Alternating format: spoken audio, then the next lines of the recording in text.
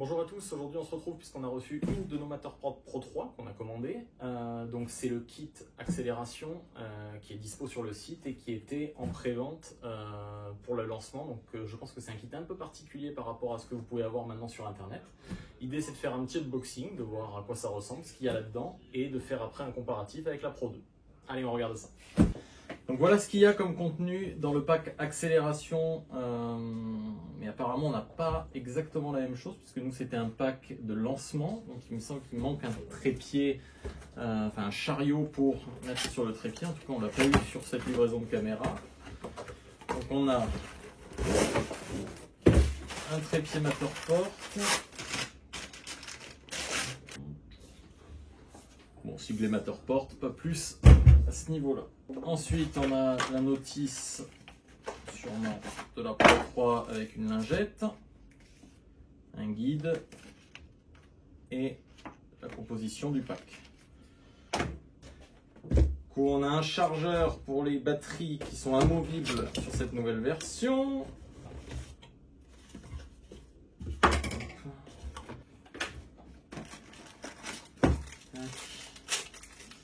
Donc il se charge en USB-C.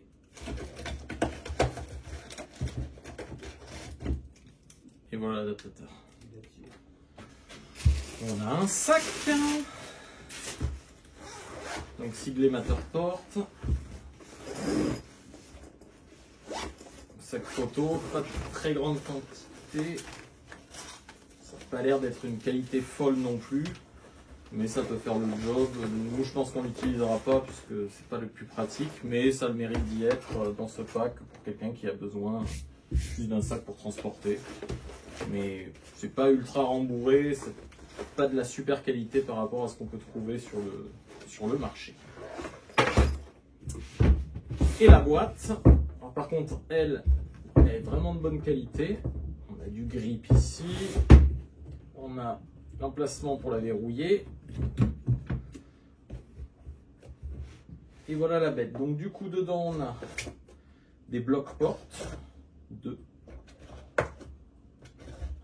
On a 2 batteries.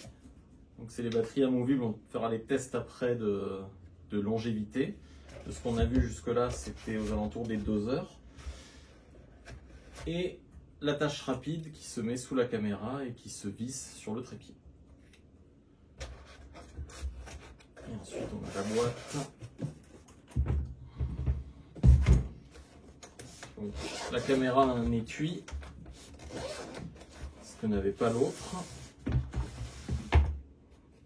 Donc elle est beaucoup plus petite que la Pro 2. On regardera après la comparaison. Donc dessous on a l'emplacement pour la batterie et l'emplacement pour l'attache rapide. On a un bouton avec un écran et plus qu'un seul objectif avec un cache qui est aimanté, un très gros objectif. Donc voilà, on regardera en détail, comme ça marque, on regardera en détail ce que ça donne lors du test. Pour le montage, donc on a ici, on va mettre une batterie, on va voir avec combien elles sont livrées.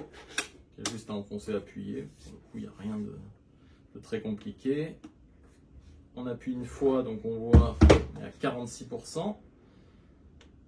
Je suppose qu'il faut rester appuyé pour la démarrer. Ok. Matterport. Matterport Pro 3. Donc on a l'air bon à ce niveau-là. Ok. Donc il faut mettre l'attache rapide. Donc globalement, rien de compliqué. On met dessus, on verrouille, c'est attaché. Et c'est juste que ça, il faut le visser avant ou après, mais sur le trépied.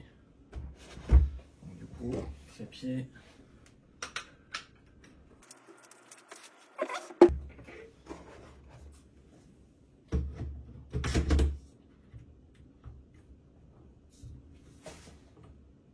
Et c'est prêt. Donc du coup, on va voir la différence entre la Pro 3 et la Pro 2. Donc déjà, on voit une différence de taille, que ce soit en largeur ou en épaisseur, et même du coup en hauteur, on a quand même une sacrée différence. De ce qu'on remarque, on perd la poignée qu'on avait sur la Pro 2 qui était bien pratique, et on avait des pads en caoutchouc qui nous permettait de la poser, c'était antidérapant, c'était plutôt pratique. Là, on se retrouve avec un produit qui a l'air quand même beaucoup plus fragile, où il faudra faire gaffe. C'est pour ça d'ailleurs qu'ils ont mis cet étui pour pouvoir la transporter.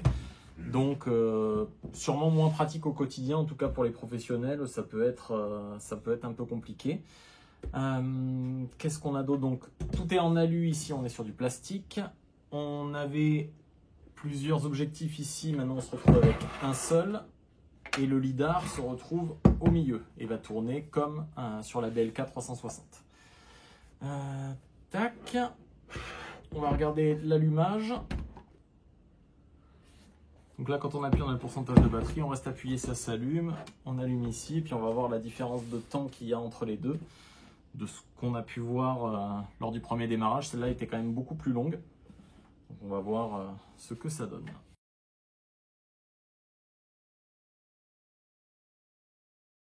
Donc celle-là, elle est prête à être connectée à l'iPad. Et celle-là, toujours pas.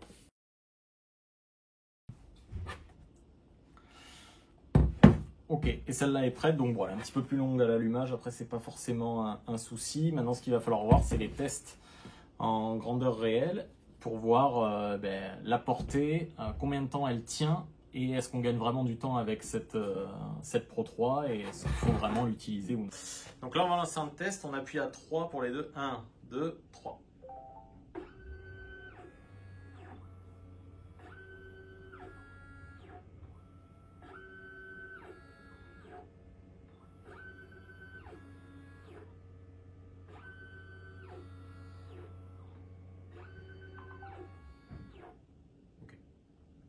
Donc on voit qu'en termes de temps, la Pro 3 est un poil plus rapide. Pas des masses, mais elle est quand même plus rapide. Et par contre, elle fait surtout beaucoup moins de bruit par rapport à l'autre. Maintenant, on va pouvoir tester en configuration réelle pour voir les scans. Du coup, on a fait un test sur un même couloir, donc même hauteur de caméra et même nombre de scans. On a fait 6 scans maximum. Donc la Pro 2, on voit qu'on n'a pas pu aller très loin. La 3D reste propre. Alors bien sûr, on n'a pas fait de post-prod, hein. On ne s'est pas embêté. C'est vraiment juste pour avoir une idée de ce que ça donne. Donc on a la qualité qu'on connaît, qui est quand même plutôt correcte. Le nadir est toujours le même. Donc là, on est à 3, 4, 5 et 6 scans. Donc après, on pouvait plus aller dehors, c'était compliqué, on n'a pas insisté. Sachant qu'on a mis quand même pas mal de temps à faire le couloir, puisque la caméra avait du mal à se repérer. Donc on voit, la 3D est pas exceptionnelle, mais ça on s'y attend, notamment sur les extérieurs.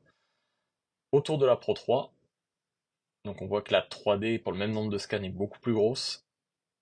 Notamment aux extérieurs, on voit qu'on a bien les façades, et que les lasers sont allés relativement loin. Donc là concrètement, on a fait un scan, on a le même nadir, par contre on a un zénith qui est beaucoup plus petit, et ça c'est super si on fait des musées, notamment pour avoir le haut des plafonds. Donc là on a notre troisième scan, 4, on en a un en face, le cinquième, et le dernier tout au bout. Et on n'en a pas fait entre ces deux-là. Donc ce qui est relativement intéressant, puisqu'en fait on se rend compte qu'on chope les extérieurs super facilement, et c'est surtout que les distances sont assez élevées, puisque là on n'est pas loin des 14 mètres entre deux scans. Même si on avait un mur sur le côté pour nous aider, c'est quand même plutôt bien, on n'aurait jamais eu ça avec une Pro 2.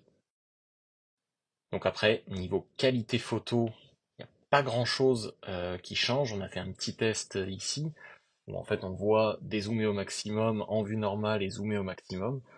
Globalement, la différence est très faible, c'est peut-être un petit peu plus net sur la Pro 3, mais ça reste vraiment très léger.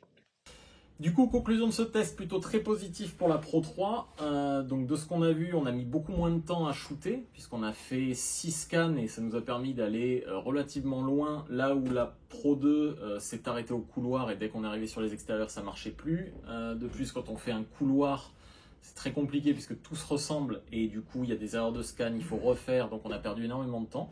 Donc ça, c'est vraiment plutôt positif. La qualité a l'air plutôt bonne. Il y avait des articles qui montraient qu'il y avait des erreurs, mais que ça avait été corrigé avec les mises à jour.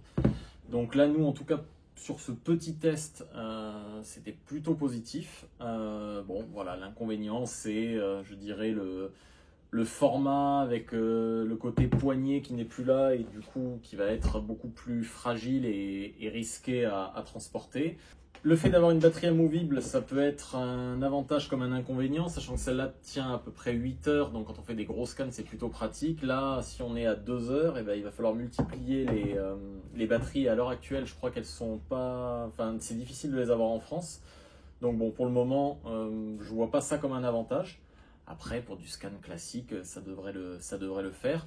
Après, en termes de choix, est-ce qu'il faut l'acheter? Ben, si vous faites des grands espaces, si vous avez besoin d'aller plus vite, oui, ça vaut le coup de l'acheter, concrètement, puisque vous allez gagner du temps et ça vous permettra de faire les extérieurs. Après, si vous faites de l'immobilier ou que c'est vraiment que des petits espaces et que à l'intérieur, concrètement, la Pro 2 fait très bien le job. Donc après, chacun verra comme il veut. Et il faudra voir peut-être les évolutions qu'on aura par la suite. Voilà, du coup, j'espère que cette vidéo vous aura plu et qu'elle vous aura servi. On en fera sûrement d'autres pour la tester en grandeur réelle sur des vrais projets et voir ce qu'on peut en faire par la suite. Et ben, je vous dis à bientôt.